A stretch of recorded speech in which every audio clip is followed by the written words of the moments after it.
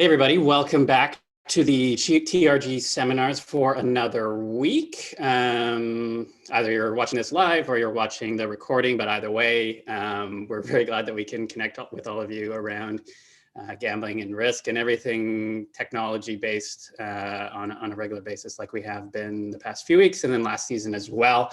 And we have several more weeks to come. But that's all stuff in the past and the future. For the present, we have a very interesting set of speakers. And to introduce our speakers, I'm actually going to pass our conversation over to Sally Gainsbury, who is our moderator today. So Sally, the floor is yours. Thank you very much, Khalil, and thank you everybody for tuning in for another week of the Technology, Risk and Gambling webinar. I am Sally Gainsbury. I'm Associate Professor in the School of Psychology at the University of Sydney and Director of the University of Sydney Gambling Treatment and Research Clinic. And it's my pleasure to host these through our Technology Addiction team in the Brain and Mind Centre. So today's topic is one that's of great interest to me. It's an area I've been looking into and conducting research for several years.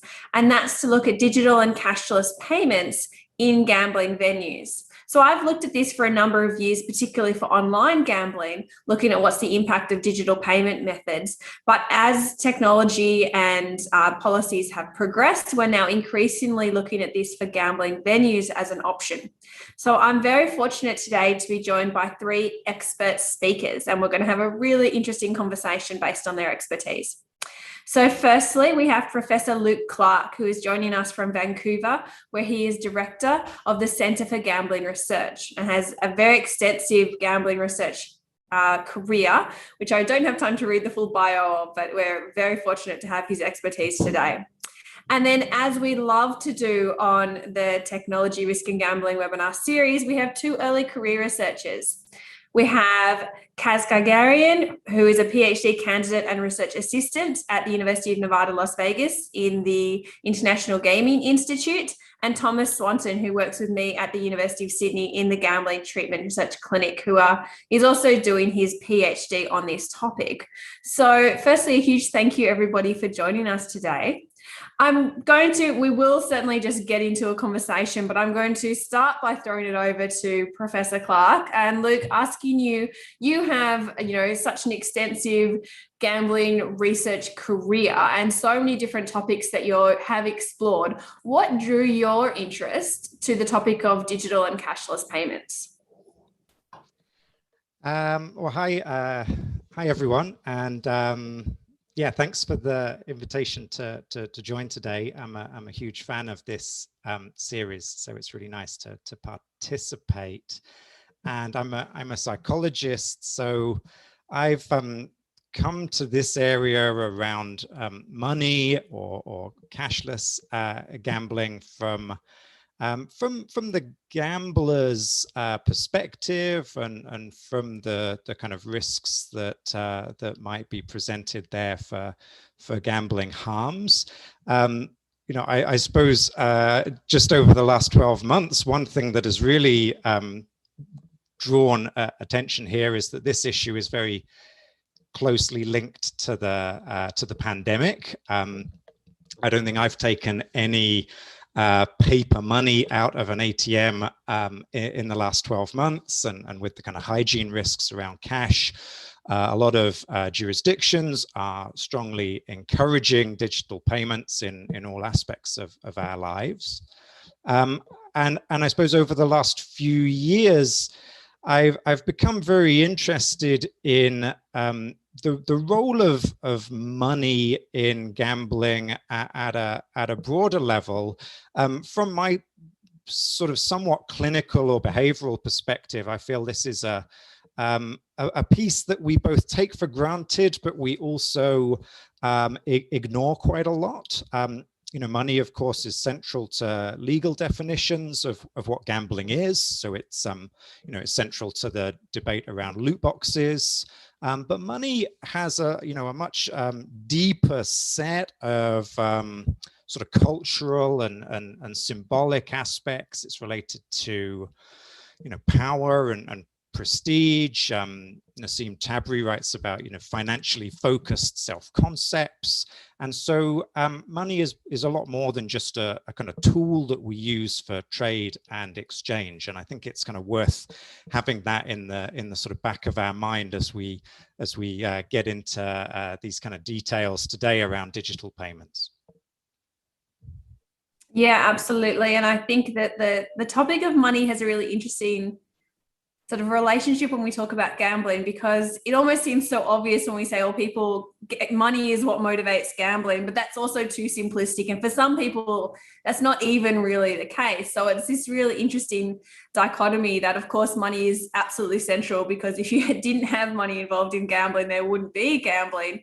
But it's not just money in this kind of fungible sense of which we have in other scenarios. So I know, Tom and Kaz, this is something that you guys have been thinking about and looking at, and maybe you could, given that you've been doing the deep dive into the research, tell us a little bit about the background of what the research tells us about payment methods in other fields, and then how we can start extrapolating on what's different about gambling. Maybe, Tom, if you want to go ahead. Yeah, thanks, Ellie. Thanks, Luke.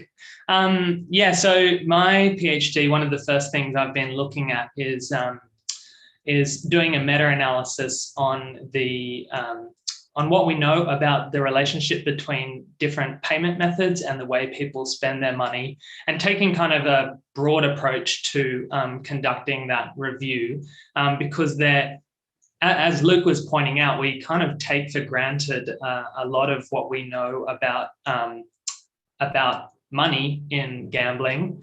And in many land-based gambling environments around the world, there are restrictions on cashless payments that are based not so much on empirical evidence, but more just on things that we have kind of taken for granted. So things like the tangibility of cash helps gamblers to limit how much they're spending, that running out of cash might create a kind of natural break in play that might prompt people to reconsider how much they're spending, and kind of, perhaps engage with a venue staff member and some non-gambling stimuli away from a gaming machine, for example.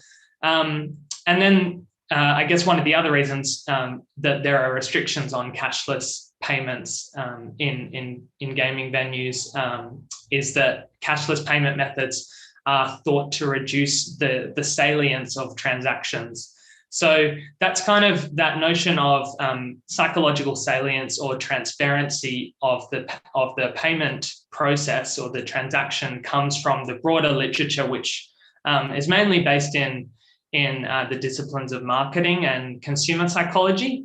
And this really means that people feel less of the negative emotions that are associated with spending money when we pay with a card versus paying with cash. It's kind of talked about as the pain of payment in the marketing literature. So the pain of payment is lower for cashless compared to cash. And this means that we might be less aware of how much we're spending, and we have a higher propensity to spend money when we pay with cashless methods compared to making an equivalent transaction in cash. And yeah, from the research that I've been looking at the literature so far, there are a number of different attributes or kind of core features of payment methods that can impact that level of transparency of the transaction. So one of the clear ones is the physical form of the payment method. So whether we're making a payment in cash using paper money versus with a card or with a smartphone, whether the payment method is linked to a source of credit. So whether it's a debit or credit card, for example, can impact how transparent the level of pain that we experience when we're making the transaction. And there are also differences in kind of the level of feedback about the transaction that is inherent in the payment process. So with cash, for example, we have to get out our wallet. We might look through the coin purse or sift through our notes to to count out the right number of notes to make the payment. We engage with, there's a physical interaction with a cashier often, and then we get change. And so, there are a lot more steps in the payment process compared to if you're just tapping your card or your smartphone on the payment terminal. So there are a few of the different factors that can influence the transparency of that payment process, and which might underlie some of those concerns around cashless payments, and which need to be tested in a gambling setting. Yeah, I can go off the back of that. I think Tom, he started to touch on the different kind of aspects of cashless, right? He was saying about how there's like the physical form of the cash, how there might be credit or debit involved. And I think that's a really important thing to think about when we start talking about what exactly is cashless in the gambling environment, especially like in a place like the US or Nevada, where there's like heavy regulation around cashless payment systems. You're starting to see a plethora of different products with kind of different characteristics. There's corporations jockeying for position in these markets, and like you're starting to see different cashless payment options, some that offer credit, some that act like a prepaid debit card, some that act like a regular debit card. So looking at exactly what cashless is in the gambling environment is going to be really important. So yeah, to some extent we can learn from this consumer behavior literature. To what extent does that transfer over to gambling, but also to what extent can we like define what is cashless in the gambling environment is another challenge that I think is unique to us. And I think that the reason that we're considering this now is there are a number of jurisdictions that are changing their policies, or at least considering their policies, because historically gambling has really been a cash-based industry. And there have been some harm minimization thoughts about that obviously if people can use electronic payments, these traditionally were debit cards or credit cards more commonly, so it allows access to credit. So I don't think that, I know maybe in the US there might be some consideration of credit, but most jurisdictions aren't looking at credit cards for gambling.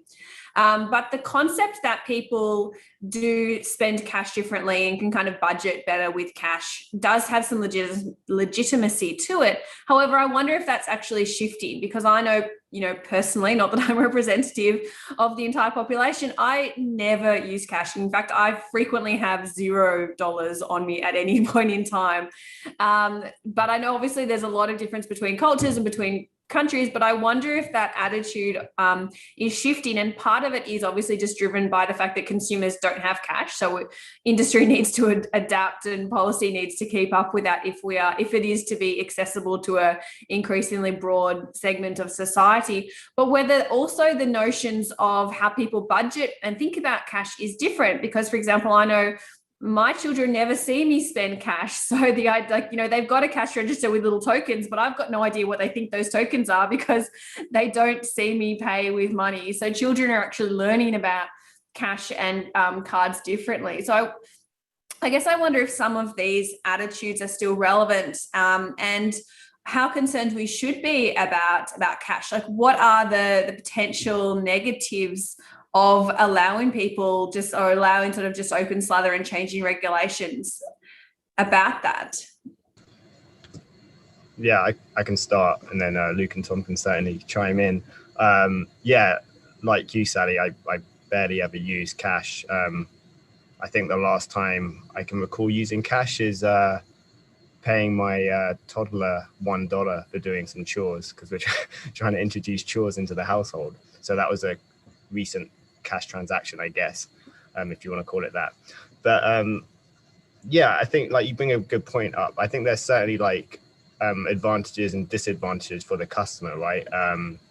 As we've said, like we've become accustomed to cashless transactions in different facets of our lives, like retail and in banking. So to do that in gaming, people who gamble would like to maybe see that same convenience and simplicity in their gambling. There's obviously like no risk of losing money, if you're having to take it out of an ATM, and not having physical cash might also reduce theft or like crime around the city or something like that.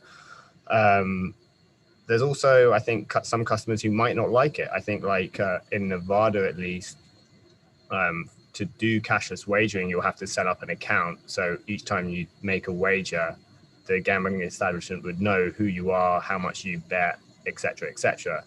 Some people might like the anonymity of cash. They might not want to be tracked the whole time. So yeah, I think there's advantages and disadvantages. And it also depends on like demographics, right? Like I think when we do start introducing cashless gambling, kind of like how retail banking talk about financial inclusion and including everyone who's like financially literate. I think in terms of cashless wagering as well, particularly if we are talking about like RG tools and how cashless might be advantageous for that, we need to make sure that the breadth of gambling customers can actually use these cashless systems and have access to these tools that come with it. Yeah, like I think it's interesting, Kaz, saying there about the sort of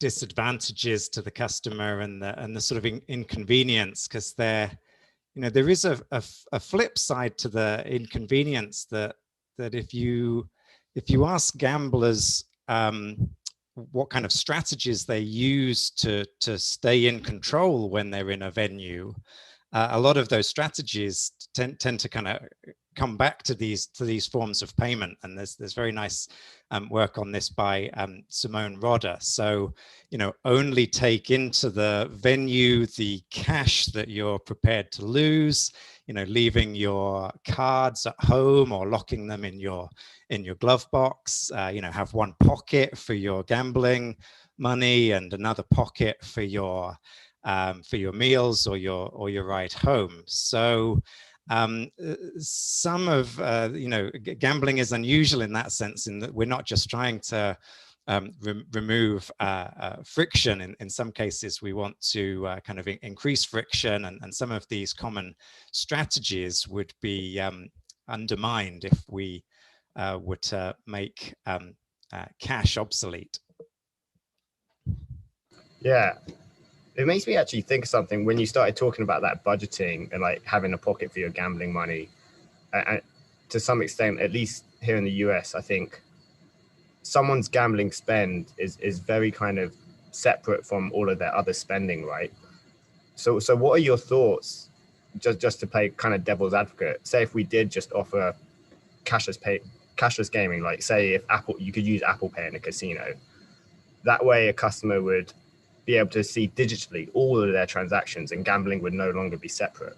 Is there actually an advantage to that, maybe, for them to see everything? I kind of really want to hear what Tom has to say about that, but that is one of the ways that this could go cashless. Like you just set it up where a slot machine could take a contactless payment that goes direct to the bank, like paying for something in Starbucks. But it seems that a lot of the harm reduction strategies that I think we're going to go on to talk about rely on a different kind of system from that. But I feel that this is Tom's wheelhouse. Thanks, Lig. Yeah, I think we've all got lots of learning to do about this. I still feel like I'm learning a lot every day of my PhD. But yeah, I think it will really come down to the specific implementation of what specific cashless gambling technology is implemented in a gaming venue. I wanted to come back to something that Sally was talking about, or that we've been talking about, just about the money management and how over time there are actually some studies. I was talking before about this fairly robust effect that we've noticed in the consumer psychology literature about cashless payments being associated with spending more compared to cash. But there is some evidence, or there are a few studies recently that have been published that have failed to replicate that effect, which does raise some doubts about the robustness of the effect, but also might suggest that the effect could be fading over time as people, adapt to cashless in their broader daily lives, at the shopping center, at the supermarket, and also as the technology develops in terms of being able to, I think we have a much greater ability to track our electronic spending now with the way that bank apps provide different visualizations and breakdowns of our spending. And so I think kind of going back to what Kaz was saying about, whether someone was able to use an Apple Pay wallet, on their smartphone directly at the poker machine, it would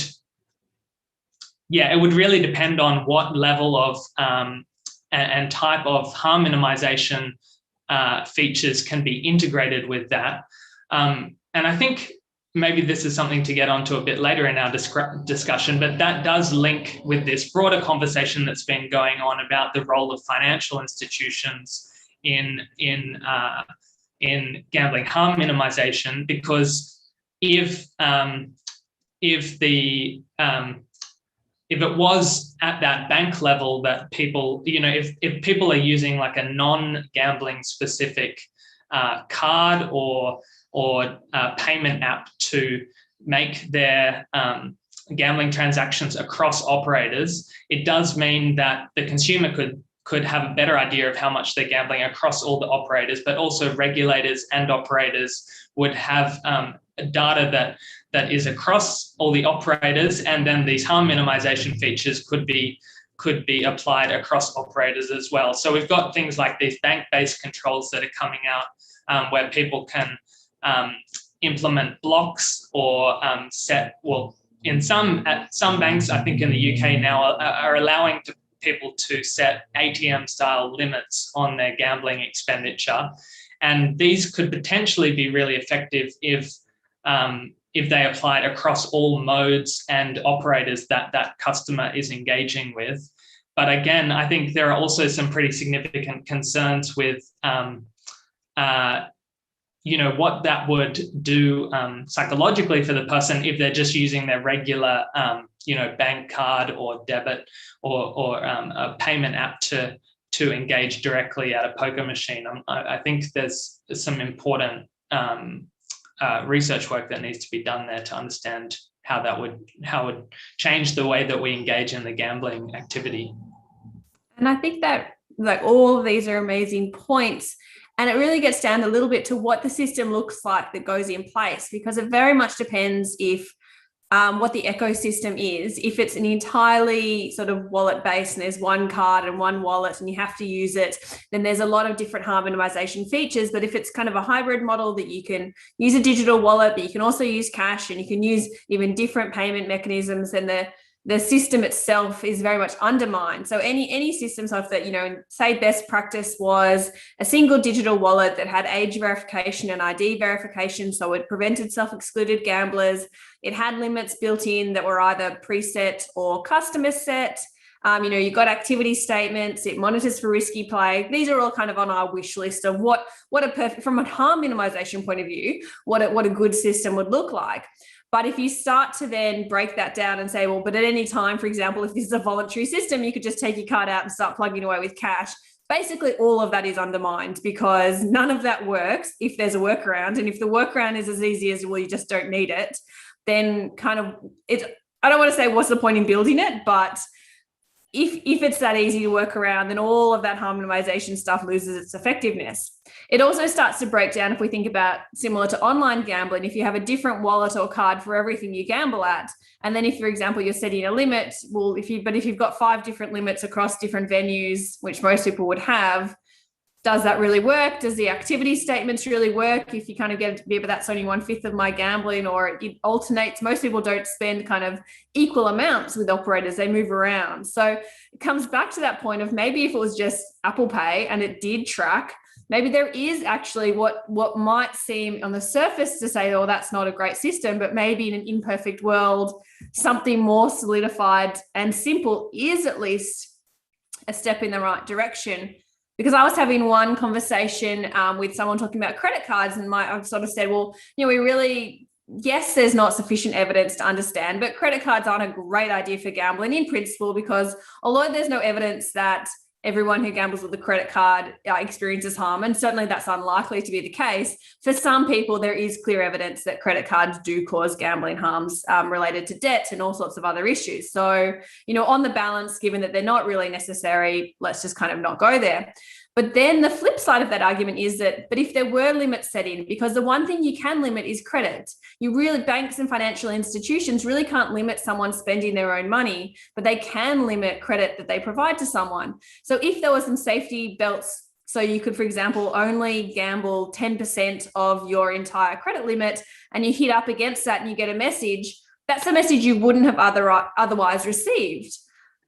So maybe there's this sort of, we have to think about what's actually going to work in practice, think about what's the best scenario, but then also what are the likely scenarios, and how do we kind of get at the best world of, uptake, a system that works, a system that's simple enough for people to use. So once you start breaking it down, all of these ideals, I think, become really interesting to look at as different focuses. So that's kind of a lot. I don't know what the answer is going forward from that. I don't know, Luke, what your thoughts are on all of that.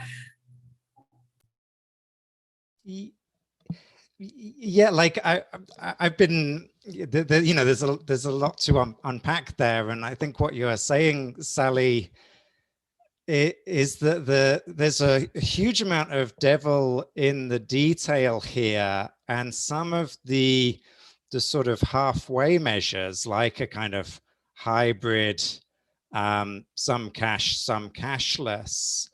A lot of the potential benefits get kind of watered down within that system. Like if you can just reach your limit and then take the card out and go back to cash, the limit itself is fairly pointless. But at the same time, that then leads us down this kind of all or none way of thinking about this, which is a big change to the status quo. So maybe that's an opportunity to try and, if we were going to advocate for such a big change, you'd want that to be based on quite a secure evidence base, right? And when you start looking at the evidence, Tom has explained very nicely the kind of background here in terms of consumer psychology and pain of paying. But those are studies that are not using real forms of gambling. Barely any of those studies, do they even know whether the participants engage in any forms of gambling or have any level of problem gambling.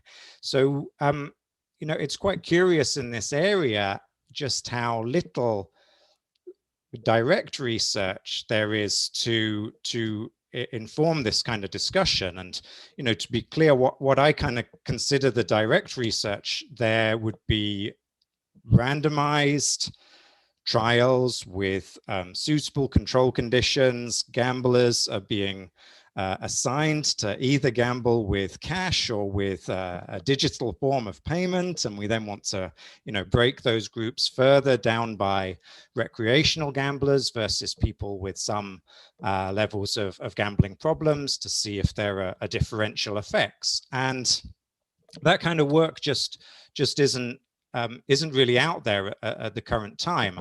It's not out there because it's incredibly difficult to do. We have tried running some of these studies in my own lab. This is some work that Eve Limbrick Oldfield has led in my group, and we've run 2 studies community recruited slot machine gamblers playing a real slot machine in the lab. In one experiment, they're randomized to either use cash or play with a voucher. So in the cash condition, they held this kind of wad of $5 bills and they manually inserted it into the slot machine. And then there's a second experiment in a different sample where they either earn the funds for the slot machine session in this kind of long, boring task, or they get that as a kind of windfall payment. And we've analyzed the slot machine behavior here very carefully, and this is something that Eve put a lot of thought into. But ultimately, there was little impact there of the monetary format, and there were no consistent effects across the two experiments. And it's been a very difficult study to write up. Like, this work is under review at the moment, but it was tricky to write up because we didn't want to assert the null and say that, therefore there's no effect of monetary format. The what is it? The absence of evidence is not evidence of absence. And we think this really comes back to difficulties with laboratory studies relying on endowed funds, but how we can do equivalent designs in the field is also very challenging. So I think that's why there's this knowledge gap, but it's very hard to overcome. Yeah, it's really interesting, Luke, the study you just described, because Tom and I have been trying to devise our own experiment. So it was interesting to hear you describe that. I guess one advantage we have here at the IGI, we recently formed a payments research collaborative, which might help beam some light on actually what's going on.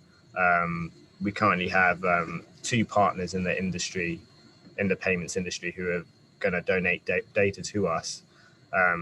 So we're going to be looking at 5+ years of transactional payment data. We haven't got the data yet, so I can't really say exactly how useful it's going to be. I'm hoping it's going to be pretty useful, but I guess that might help get over these experimental hurdles in terms of like setting up like a experimental design like the one you're talking about. So yeah, so I guess just stay tuned for that. And I think this really speaks to or just the importance of multiple stakeholders coming together to try to address these questions, because as Luke was talking about from his and Eve's experience running this lab study in Canada, it's just really difficult to address these questions in the lab. They still have a value because they can allow us to kind of isolate and manipulate variables much more carefully than we can in the real world. These real world field trials are going to be really important to help us to understand what's going on here and what the risks are and the potential benefits of introducing a cashless system. But to do that, it's really important to have regulators and also industry willing to assist in making that happen, and obviously for the research to be conducted independently and in a very rigorous and scientific manner. But it's very difficult to, if not almost impossible, to answer some of these questions without having that involvement from other stakeholders, as well as the end users, people who gamble regularly, people with gambling problems, people experiencing gambling problems, as well as people who gamble recreationally. As Luke was saying, we really need to understand across the spectrum of risk how this would impact the different cohorts. Yeah, definitely. I think they're all really key points. And so in a venue trial, it is very difficult to have random allocation and control. You can have maybe one venue that does have cashless and one that doesn't, but the people that go to those venues, they're not randomly allocated. So you do lose control in some of the real world conditions. But I think on the plus side, you gain ecological validity. And what we might in the real world actually see is these systems being introduced in a voluntary hybrid model, and then maybe similar to what we've seen in other sorts of online gambling or gambling harm minimization voluntary features, is we need to focus on incentivizing and encouraging people to see the benefits of these features, and probably not referring to them as harm minimization features, but taking a page out of some of the books of operators that are using things like GameSense and check up on your play. And really it's about empowering consumers and moving away from those responsible gambling terms, because these are incredibly important financial literacy measures that should be everyone who gambles should increase their financial literacy and steps to manage their spend, even if they're in control of it, just to set sensible checks and balances. So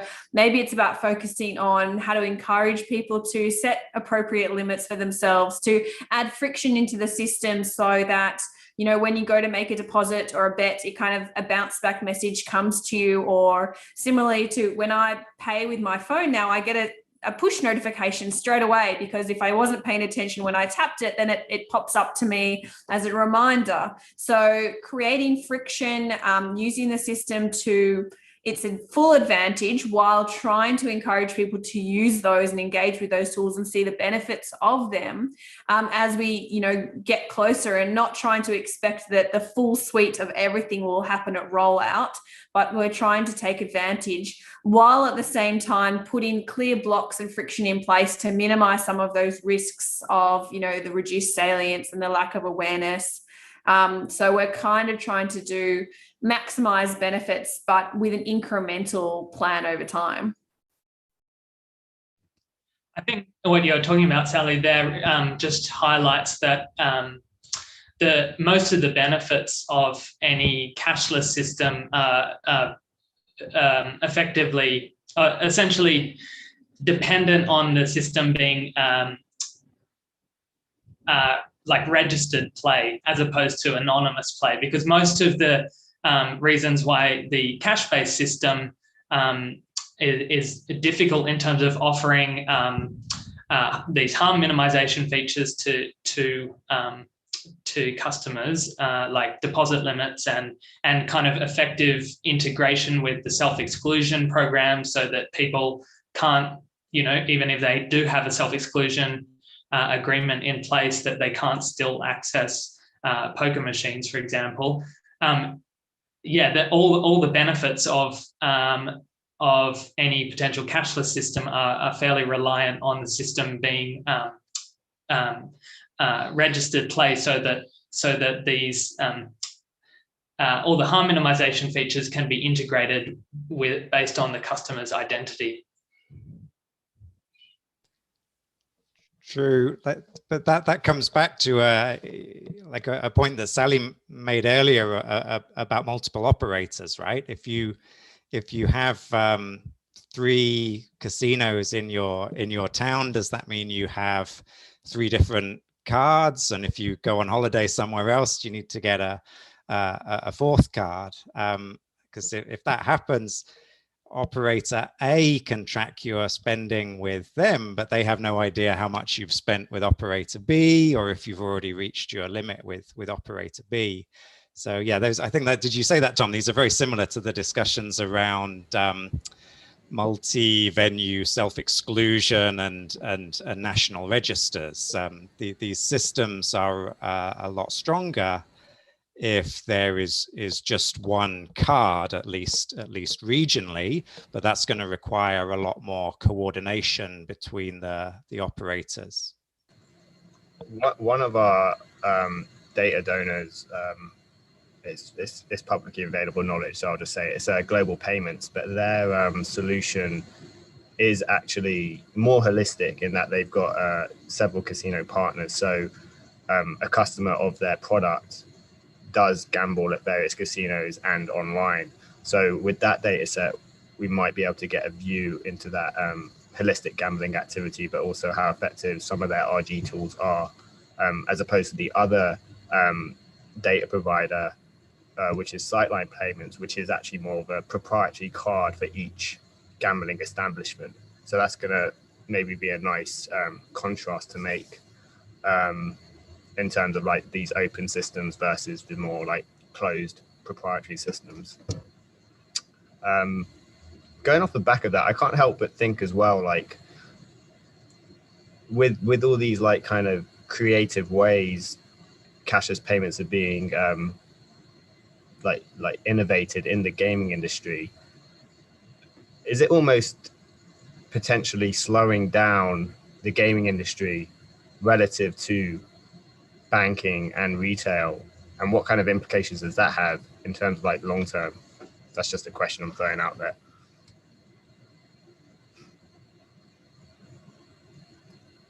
I'm not sure I have an answer to that question right now, but one thing I wanted to come back to, just about talking, I guess, whether it was like a proprietary or like venue specific card as opposed to some more holistic card. I think, yeah, that and definitely if it is venue based, then there are certainly some major limitations in relation to the effectiveness of the harm minimization controls that could be put in place, because yeah, as you were saying, Luke, and as Sally said as well, then yeah, a lot of customers are gambling at various different gambling venues, and so if they're only able to set limits for one specific venue, then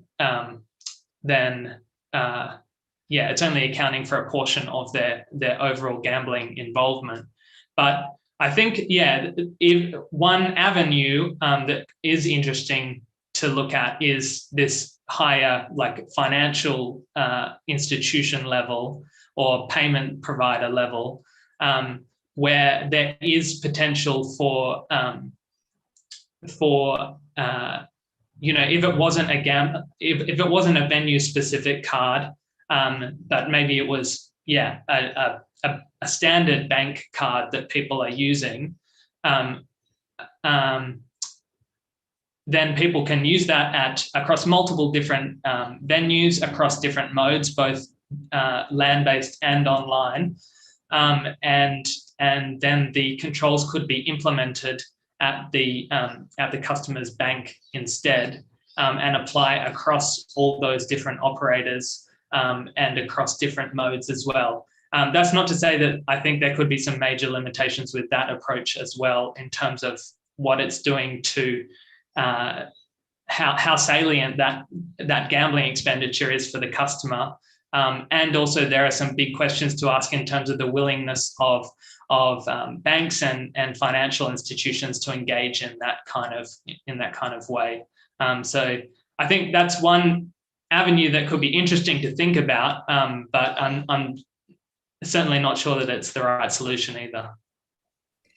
And I think that raises an interesting topic, this idea of there's lots of issues we're considering, but in this sense, there's almost two. And one is how people actually spend money with digital payments or cashless payments. So at the point you're making a bet, do you spend more? Do you chase losses? Do you, how do you take your wins out and not spend them? Do you re-gamble wins? So there's that kind of in the moment spend within the session. And there's also what we think of more broadly in consumer psychology is, and it has different terms, might be mental bucketing or budgeting, or quarantining. And this idea of what you actually intend to spend across your gambling, whether it's in a session or a period of time. And this is the difference between just tapping a card that has funds in it, just, your whole bank account, savings account.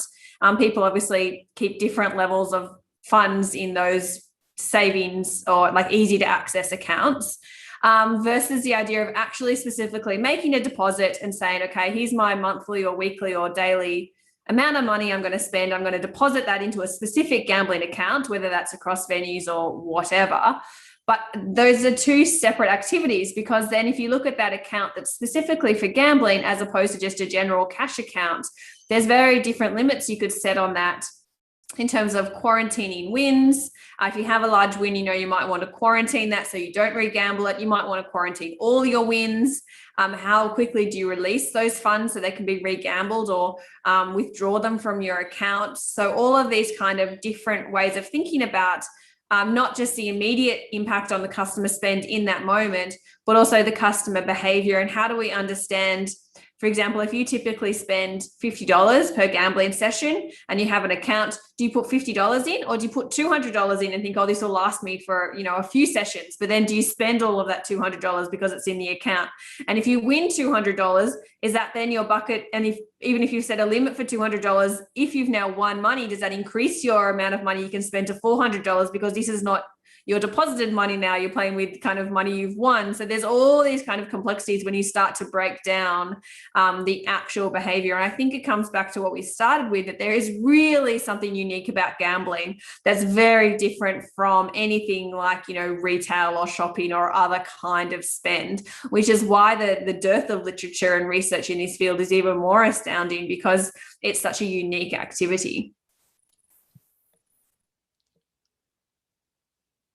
Shall I go? Okay, I totally agree with that, Sally. But it's what you're highlighting there as well is that there is a sort of rich foundation of theory here from the mental accounting field, and this is an area that I think is very kind of ripe for research, taking some of those models from mental accounting and testing them out in people who gamble. And we've been very interested in this work by Alex Imas on looking at a kind of model of loss chasing, where in one condition people just have a balance or a tally within the task where they can see what their current balance is at that point in time. And then in another condition, when they lose this decision, there's actually a physical exchange of money. Like if the participant loses, they slide some coins across to the experimenter. And that physical transfer seems to get healthy people to kind of wipe the mental slate, or people talk about this as kind of re-referencing. And this could be very applicable in gambling situations. So yeah, there's, and I think this kind of gets back to something right back at the start about how, running out of, using up your $20 or whatever within the slot machine and having to take that pause to either insert more money or go to the ATM or go and do something else. These things impose a sort of structure on and a pause in what's otherwise a very kind of immersive or a very exciting or a very kind of hot activity. So that can be quite helpful.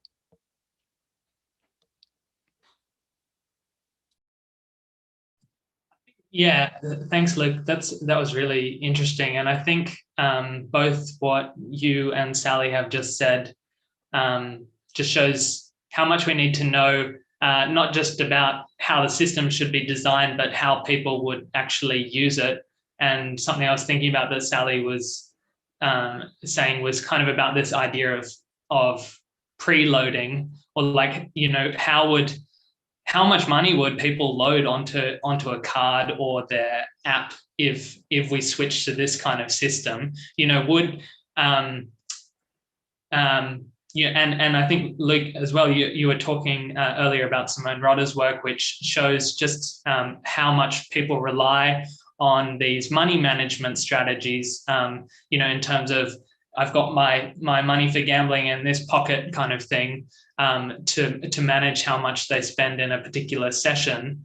And are people going to load up, a month's worth of gambling funds onto their account at a time? And because of the addictive potential of gambling, are they much more likely to spend and lose all of that money, within a shorter time than they would have if they had been gambling with cash, and using cash? So I think that's a really important question to look at.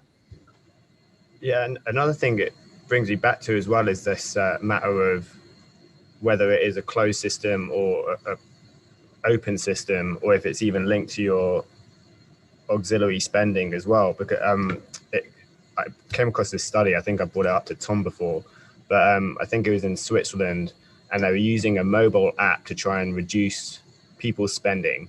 So they'd give them feedback about what they called, I think it was like a utility spending, so spending on like groceries and electricity and gas. They gave that feedback to one group. They gave hedonic purchase feedback to one group, so restaurant spending, movie theater spending, that kind of thing. And then they gave another group feedback on both. So, and their finding was really interesting. They only saw reduced spending when they gave people feedback on both types of spending. So it wasn't enough just to give people feedback on their, luxury purchases. That didn't help them kind of budget and mentally account for everything. They needed like this holistic view of their spending in order to make actionable like changes. So that definitely comes back to this point about open systems, whether it's at the bank level, like it gets very complicated, doesn't it? I think I'll take that complicated point to move towards wrapping up. We certainly haven't, I'm not sure, solved any of the problems, but it's been a really interesting and engaging conversation. So I do want to thank you all for sharing your expertise. Before we do wrap up, I particularly want to give you all, and especially Tom and Kaz, the opportunity to briefly describe the research that is underway so that we can all stay tuned and keep in touch with you to hear about what are the next steps. So Kaz, maybe you can briefly explain just in a minute or so what's on the horizon for you. Yeah, as I briefly mentioned earlier, we formed what's called the Payments Research Collaborative at the International Gaming Institute at UNLV. We've got two partners, Sightline and Global Payments, and we're going to be looking at over 6 years worth of payments data from their customer base. So, we're getting the research agenda formulated as I speak, but hopefully we're going to kind of do kind of a more descriptive study, create a typology of these kind of gamblers. And then for my thesis, actually, I hope to maybe look into the kind of machine learning realm and early detection stuff using that data. So, I guess you could head over to UNLV IGI website, find information on that, or follow me if I post it at all on Twitter. Go ahead, Tom. Thanks, Sally. Yeah, this has been a really interesting discussion, and I feel like I've learned a lot from Kaz and Luke and yourself. I'm really excited about this research project that I'm doing. I think I mentioned I'm in the midst of a big meta-analysis of the broader non-gambling literature looking at the impact of payment method on spending. So I'm trying to synthesize the effects and the evidence about the mechanisms from that broader literature, and then try to apply some of that to the gambling context and see whether it holds up. About to run some focus groups with people who gamble regularly in land-based gambling venues to understand some more about their ideas and perceptions and attitudes about cashless gambling.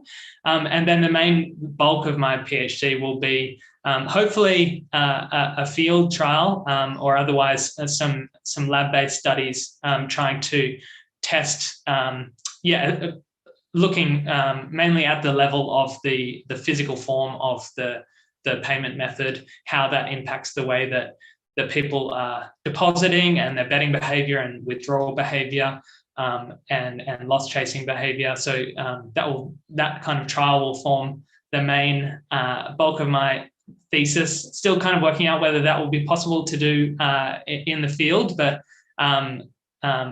really excited to keep moving forward with it. Terrific. Thank you, Tom and Kaz. And Luke, I know Eve is no longer with your lab, but are you actively looking in this space at the moment, or is it a little bit wait and see?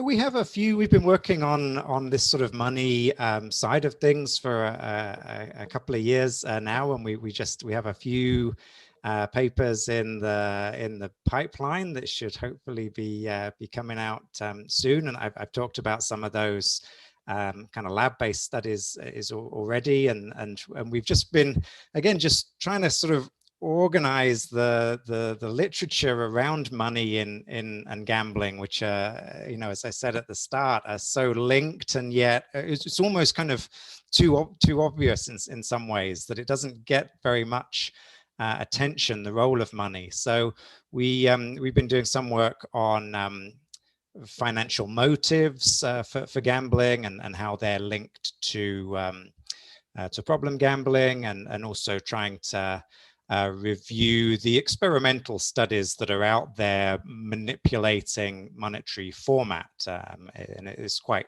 striking how virtually all of that work is just looking at this binary money or completely money or no money kind of hypothetical credits. And that experimental manipulation has quite a big effect, but it's really not very relevant to these much more subtle questions about paper cash or digital payment, which is really what we want to know the answer to. So yeah, I think there's we're certainly very interested in this area, and hopefully a few things coming out soon.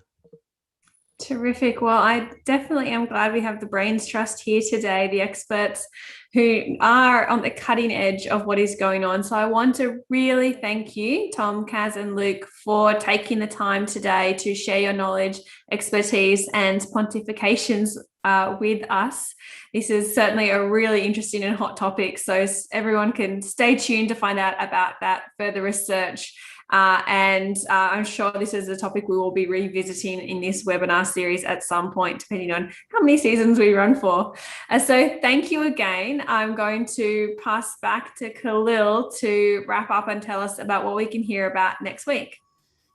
Thanks, Sally. And, thank you to Tom, Kaz, and Luke. That was a really cool talk, and one where it certainly seems like there's more questions than answers at the moment. And there's a lot of questions being posed by regulators and operators around what path to take. So it's really important work, and I'm glad we've had a chance to share some insights into it. But as for next week, we have a brand new topic to discuss, although a lot of these topics seem to blend together. So Kati Alha and Elena Petrovskaya will be talking about monetization in digital games and its consequences. So I think we'll get into some conversations around free-to-play mobile games and what the monetization strategies look like that, and all the implications for consumer welfare as well that would fall out of that topic. So, we're still talking about money in a different way and everything digital, and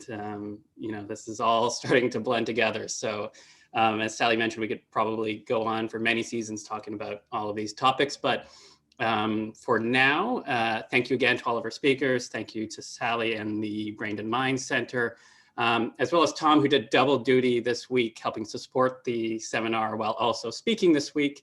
And for me and for Sally, thank you all for tuning in, and we'll